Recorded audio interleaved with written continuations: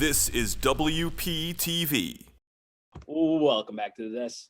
The Pioneer football season is right around the corner as it starts tomorrow. And here to break things down, all things Pioneer, we have Anthony and Joe. Now, gentlemen, the Pioneers have not stepped on a football field since fall of 2019. Anthony, tomorrow they have a big matchup against Christopher Newport University. What do you see from this matchup, Anthony? Well, we're going to take a look at the stats here between Christopher Newport and William Patterson. Both teams are 2-8 in the season. Both teams are averaging around 13 points per game. William Patterson was a little higher on that mark with 13.6 points per game. The one thing I take away from this, the Pioneers are a lot more better in the run game compared to Christopher Newport. But Christopher Newport's a lot more better in the pass game. You look at the stats: 175 pass yards per game for Christopher Newport, only 120 pass yards per game for William Patterson. On the flip side, 115 rush yards per game for William Patterson, only 62.3 rush yards a game for Christopher Newport. So it's gonna be a weird matchup in terms of offense on that. Joe? It's very interesting. We're in a spot where we haven't seen the Pioneers in a couple years now. So with a lot of the new freshmen coming up, that's really what I'm looking forward to seeing. A lot of the guys who were not getting a lot of playing time when we last saw them in 2019, now they're going to be stronger. I'm sure they've been working out a lot over the course of 2020 and into 2021. So I'm looking forward to that. And the bottom line is that Christopher Newport is a beatable team. They give up the most points per game at the last time we saw them in the NJAC. They give up the second most yards of any team in the NJAC.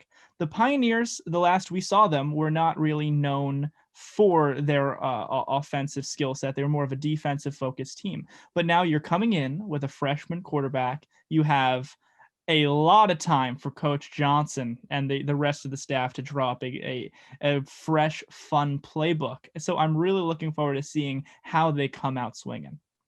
And Joe, just to piggyback off you, a lot of the freshmen, this is going to be their first introduction into college football. So I think it's just going to be very pivotal to see what their experience is going to be like from that. But also what you said with Coach Johnson, it's been a long time since the Pioneers have played. So I know there's a lot more different schemes, more different play types that the Pioneers definitely have in their pockets that they can use. So I just think the coaching scheme is going to be very crucial in tomorrow's game.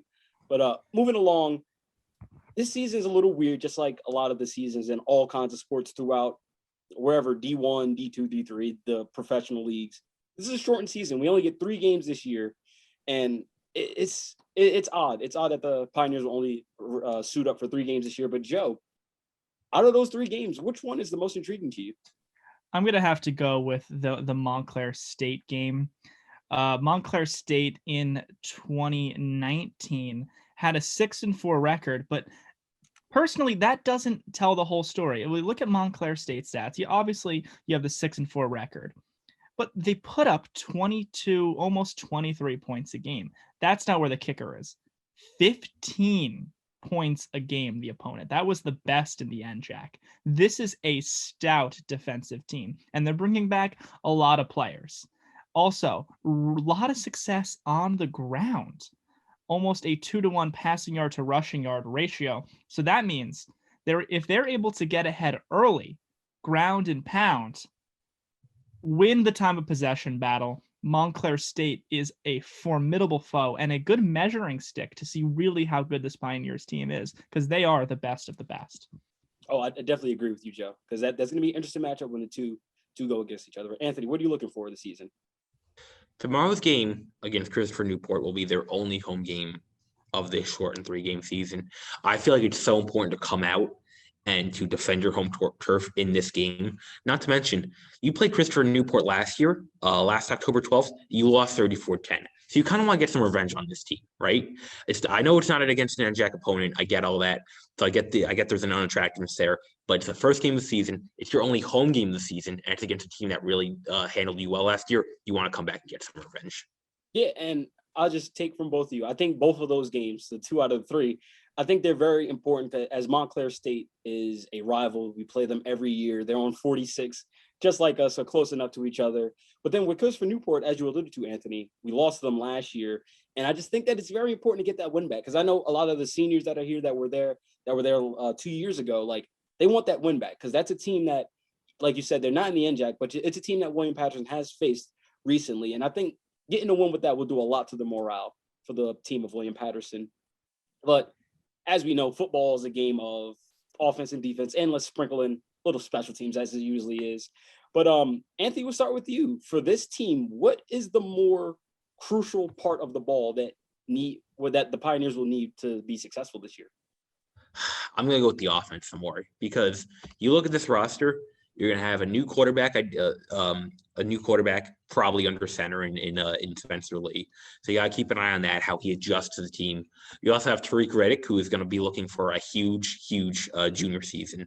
And you have some good guys in the receiving core in terms of Matt Clarke and William Freeze. I get he's a tight end, but he still has a quality to him that makes him, that definitely turns him out to be a receiver. Yeah, right. Personally, I think this is a team that only scored 13.6 points a game last year. I think they're trying to get that up a little bit, and I feel like if you get that up, the rest will come into place. Yep. Anthony, I like where your head's at, but I'm going to go with the defense. And a lot of it goes hand in hand with what you said. Very young offense, very unproven offense.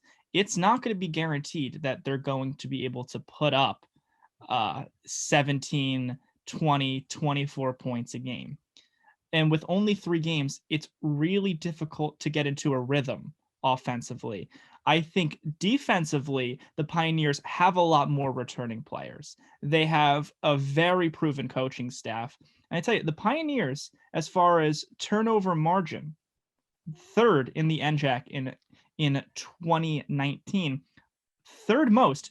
One of 3 teams in the NJAC with 3 fumble recoveries. Very interesting the way they're able to hawk that football and get a lot of those turnovers. And that's what really impresses. It's a unit led by Yubir Rosas Herrera and Devin Blunt, 2 guys who are perennially bringing home NJAC Defensive Player of the Week or Defensive Rookie of the Week awards in the past.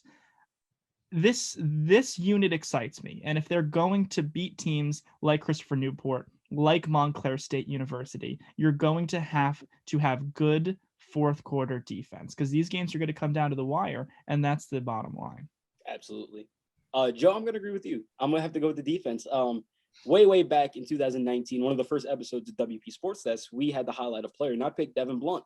And I believe at the time he had like 3 or 4 interceptions. The kid's a stud, and he continually proves that he is a stud. So I just want to see with him, some of the linebackers on our defense. I just want to see because the Pioneers had good defense sometimes, but I really hope that this defense is going to turn up a notch this year. And when it's all said and done, offense or defense, there's going to have to be one MVP of this team. And I just said his name for me. It's going to have to be Devin Blunt, because I think that he comes up the field, he hits well, he plays very tight coverage, and he is a ball hawk. If you throw the ball in his direction, it might either is going to be a turnover or it's going back 6. Either way, I think he's definitely going to be the MVP for the Pioneers this season.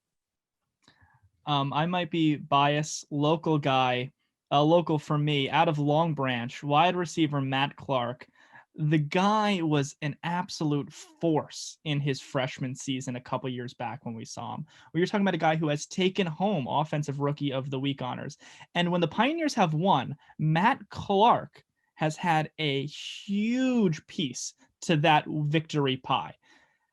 In his 5 starts, 24 catches, 292 yards. But you look at a game-by-game basis. When we beat SUNY Maritime, 92 receiving yards on 4 catches. We won 35-0.